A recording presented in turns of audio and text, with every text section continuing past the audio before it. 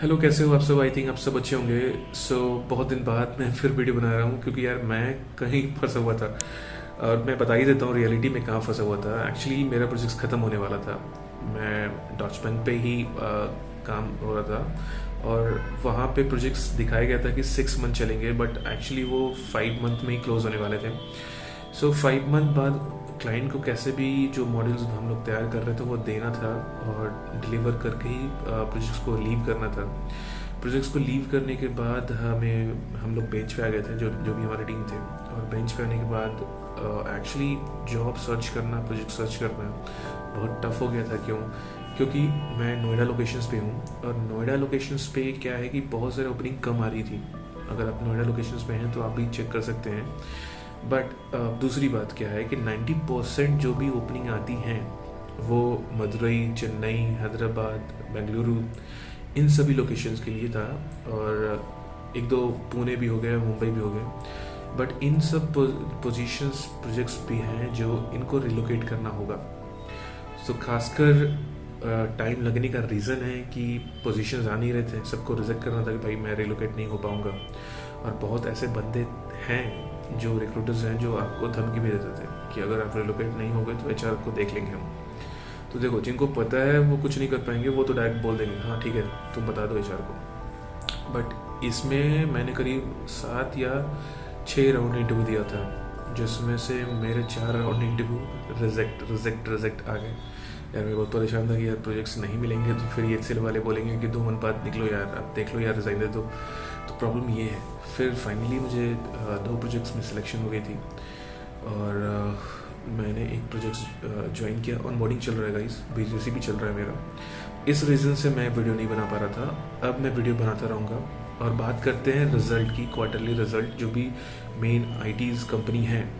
तो देखो, फर्स्ट मैं बात करता हूँ विप्रो का क्या हाल है। विप्रो का जो क्वार्टरली इनकम है वो क्या है मैं दिखाता हूँ। रेवेन्यू वो 2.3% है वो विप्रो का। एचसीएल की बात करें तो एचसीएल का क्वार्टर रिपोर्ट ठीक है, टीसीएस के अकॉर्डिंग और विप्रो के अकॉर्डिंग, इन्फोसिस के अकॉर्डिंग 9.8% है इस क्वार्टर का रिजल्ट। और आने वाले में भी सेम ही रहेगा, कोई चेंजेस नहीं रहेगा। मैं दूसरा मेजर कंपनी की बात कर लेता हूँ, टीसीएस के 8.7 है, सॉरी 8.7 है, जो आने वाले क्वार्टर में भी सेम होगा। और एक और कंपनी है इन्फोसिस का, मैंने बता दिया था आपको। इन्फोसिस, विप्रो, इन्फोसिस का भी हाल खास्ता है, 2.17 है करीबन का। हाँ, इन्फोसिस का भी 2.17 है। बहुत सारे ओपनिंग इन्हीं रीजनों से नहीं आ रहा है भाई। मार्केट में आपके पास प्रोजेक्ट्स नहीं है। जो सर्विस बेस्ड कंपनियां हैं उनके पास कॉन्ट्रैक्ट नहीं आ रही है प्रोजेक्ट्स के लिए, तो वो हायरिंग कहाँ से करेंगे? अब फिलहाल मैं आपको एक चीज़ बताता हूँ कि मैंने फ़िलहाल में ही 2 कंपनियों में इंटरव्यू दिया था, बस चेक करने के लिए या फिर अपना सेफ्टी पर्पस के लिए कि भाई बेंच पे हूँ, कहीं ये लोग फोर्स ना करें, मुझे एक ऑफ़र चाहिए कैसे भी कैसे। तो देखो, मैंने मदरसन में इंटरव्यू दिया था तो मैं 1 दिन में रिजेक्ट हो गया था, मुझे पता चल गया था। बट भाई ऑप्टम में मैंने इंटरव्यू दिया, करीब आधे घंटे का इंटरव्यू, 1.25 घंटे चला। और जब 1 दिन बाद मैंने एचआर को बोला कि भाई मेरा फीडबैक बता दो, तो बोले कि अभी तक आया नहीं है यार। ऐसा नहीं होता है। मैंने भी 5 साल रिक्रूटमेंट में काम किया है और कभी भी अगर 2-3 बंदे सिलेक्ट होते, एक पोजीशन होता है, तो हम लोग टका के रखते हैं एक दूसरे को कि अभी फीडबैक नहीं आया, वेट करो, 5-6 दिन में फीडबैक आ जाएगा तो हम आपको बताएंगे। तो उसी 5-6 दिन में अगर कोई बंदा सिलेक्ट हो जाता है, जिसका कंफर्मेशन आ जाता है, तब हम उनको उसको अपडेट देते हैं और बाकी वालों को बोल देते हैं कि आप रिजेक्ट हो चुके हो। तो ये फंडा होता है। तो मार्केट में अपॉर्चुनिटी दिख रही है, मुझे तो दिख रही है, बट रिस्पॉन्स नहीं आ रहा। आपको क्या लगता है? आप कमेंट करना कि आप अप्लाई कर रहे हो तो पोजीशंस का रिस्पॉन्स सही ढंग से आ रहा है या नहीं आ रहा है। तो मुझे तो लग रहा नहीं आ रहा, क्योंकि मैंने अप्लाई किया है, दिखने में और दिखाने में बहुत अंतर है। देखो, एक पोजीशंस है जिसपे करीब 500-600 बंदे अप्लाई कर रहे हैं। अब बताओ, मैं एक एवरेज लेके चलता हूँ कि 200 बंदे ने अप्लाई किया, 200 बंदे ने कम से कम 50 बंदों ने इंटरव्यू दिया होगा, 10 बंदों का सिलेक्शन हुआ होंगे, ठीक है। और एक पोजीशन है, लेना है किसी को। तो आप सोचो कि जो 10 बंदे में से 9 बंदे हैं वो क्या करेंगे? या तो उनको टरकाया जा रहा होगा कि आपका अभी अपडेट नहीं आया है, या फिर किसी रीज़न से उनको रोका जा रहा होगा, या ये भी बोल दिया जा रहा होगा कि प्रोफाइल मिसमैच हो गया है तो आपको नहीं ले रहे हैं। बहुत सारा समस्या इसी में है आ रहा है। अब देखो दूसरा समस्या क्या है कि बहुत सारे बंदे इन्फोसिस पे अप्लाई कर रहे हैं। भाई मत करो अप्लाई। इन्फोसिस की पहली बात मैं एचआर को बोलना चाहता हूँ, वो डम है। जैसे हम लोग के लैंग्वेज में बोलते हैं ना बुड़बक, वो बुड़बक है या बुड़बक बना रहे हैं या दूसरे किसी को।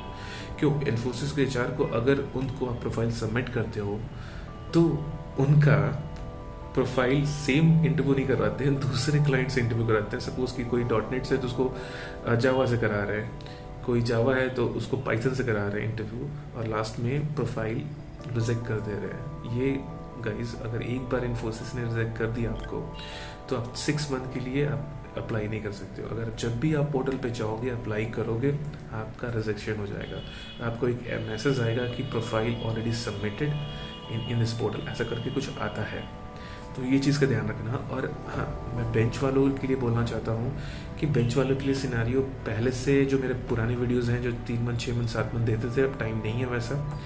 एजिंग का हमारे HCL में एजिंग का 6 वीक है टाइमिंग। एजिंग मतलब अगर आप 6 वीक्स तक आपको प्रोजेक्ट्स नहीं मिलता है तो आपको HR से कॉल आते हैं कि भाई आपके पास 2 वीक और है, आप देख लो, अदरवाइज आपको देखना पड़ेगा बाहर में। तो ये क्लियर एंड कट डायरेक्शंस है फ्रॉम HCL HR, क्योंकि मुझे भी आए थे और मेरे दोस्त लोग को भी आए हैं, उनका भी। बट थैंक गॉड हमारे जितने भी टीम्स मेंबर थे डॉच बैंक पे सभी को प्रोजेक्ट्स मिल गया है और हम लोग भी ऑन बोर्डिंग हो रहे हैं। तो ये सिचुएशन कारण मैं वीडियो नहीं बना रहा था गाइस, क्योंकि मेरा मन ही नहीं लग रहा था।